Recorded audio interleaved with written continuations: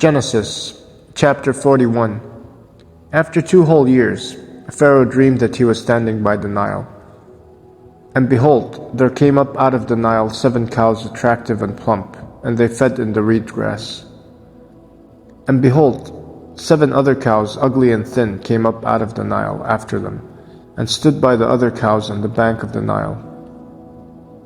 And the ugly thin cows ate up the 7 attractive plump cows, and Pharaoh awoke. And he fell asleep and dreamed the second time, and behold, 7 ears of grain, plump and good, were growing on one stalk.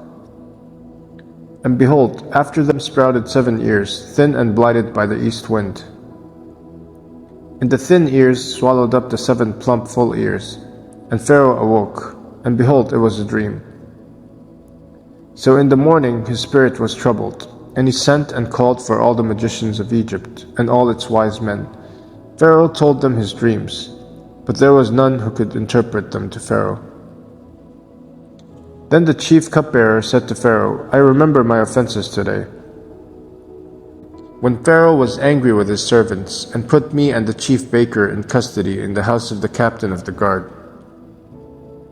We dreamed on the same night, he and I, each having a dream with its own interpretation. A young Hebrew was there with us, a servant of the captain of the guard. When we told him, he interpreted our dreams to us, giving an interpretation to each man according to his dream. And as he interpreted to us, so it came about. I was restored to my office, and the baker was hanged. Then Pharaoh sent and called Joseph, and they quickly brought him out of the pit. And when he had shaved himself and changed his clothes, he came in before Pharaoh. And Pharaoh said to Joseph, I have had a dream, and there is no one who can interpret it. I have heard it said of you, that when you hear a dream, you can interpret it. Joseph answered Pharaoh, It is not in me. God will give Pharaoh a favorable answer. Then Pharaoh said to Joseph, Behold, in my dream I was standing on the banks of the Nile.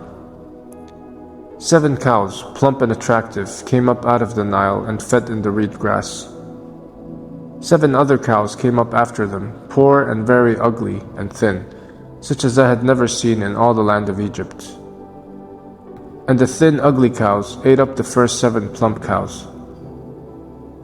But when they had eaten them, no one would have known that they had eaten them, for they were still as ugly as at the beginning. Then I awoke. I also saw in my dream 7 ears growing on one stalk, full and good. 7 ears, withered, thin, and blighted by the east wind, sprouted after them. And the thin ears swallowed up the 7 good ears. And I told it to the magicians, but there was no one who could explain it to me. Then Joseph said to Pharaoh, The dreams of Pharaoh are one. God has revealed to Pharaoh what he is about to do. The 7 good cows are 7 years, and the 7 good ears are 7 years. The dreams are one. The 7 lean and ugly cows that came up after them are 7 years, and the 7 empty ears blighted by the east wind are also 7 years of famine. It is as I told Pharaoh. God has shown to Pharaoh what he is about to do. There will come 7 years of great plenty throughout all the land of Egypt. But after them there will arise 7 years of famine, and all the plenty will be forgotten in the land of Egypt. The famine will consume the land. And the plenty will be unknown in the land by reason of the famine that will follow, for it will be very severe. And the doubling of Pharaoh's dream means that the thing is fixed by God, and God will shortly bring it about. Now therefore, let Pharaoh select a discerning and wise man, and set him over the land of Egypt. Let Pharaoh proceed to appoint overseers over the land, and take 1/5 of the produce of the land of Egypt during the 7 plentiful years. And let them gather all the food of these good years that are coming, and store up grain under the authority of Pharaoh for food in the cities, and let them keep it.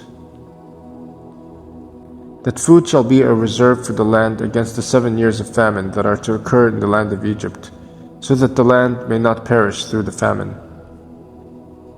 This proposal pleased Pharaoh and all his servants. And Pharaoh said to his servants, "Can we find a man like this in whom is the Spirit of God?" Then Pharaoh said to Joseph, "Since God has shown you all this, there is none so discerning and wise as you are. You shall be over my house, and all my people shall order themselves as you command. Only as regards the throne will I be greater than you." And Pharaoh said to Joseph, "See, I have set you over all the land of Egypt." Then Pharaoh took a signet ring from his hand and put it on Joseph's hand, and clothed him in garments of fine linen, and put a gold chain about his neck.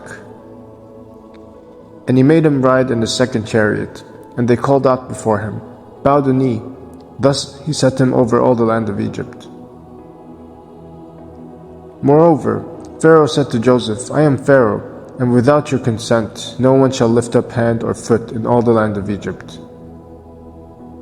And Pharaoh called Joseph's name Zaphenath-Paneah, and he gave him in marriage Asenath, the daughter of Potiphera, priest of On. So Joseph went out over the land of Egypt. Joseph was 30 years old when he entered the service of Pharaoh, king of Egypt. And Joseph went out from the presence of Pharaoh and went through all the land of Egypt. During the 7 plentiful years the earth produced abundantly. And he gathered up all the food of these 7 years, which occurred in the land of Egypt, and put the food in the cities. He put in every city the food from the fields around it. And Joseph stored up grain in great abundance, like the sand of the sea, until he ceased to measure it, for it could not be measured. Before the year of famine came, 2 sons were born to Joseph. Asenath, the daughter of Potiphera, priest of On, bore them to him. Joseph called the name of the firstborn Manasseh, for he said, "God has made me forget all my hardship and all my father's house." The name of the second he called Ephraim, for God has made me fruitful in the land of my affliction. The 7 years of plenty that occurred in the land of Egypt came to an end. And the 7 years of famine began to come, as Joseph had said. There was famine in all lands, but in all the land of Egypt there was bread. When all the land of Egypt was famished, the people cried to Pharaoh for bread. Pharaoh said to all the Egyptians, "Go to Joseph, what he says to you do." So when the famine had spread over all the land, Joseph opened all the storehouses and sold to the Egyptians, for the famine was severe in the land of Egypt. Moreover, all the earth came to Egypt to Joseph to buy grain, because the famine was severe over all the earth.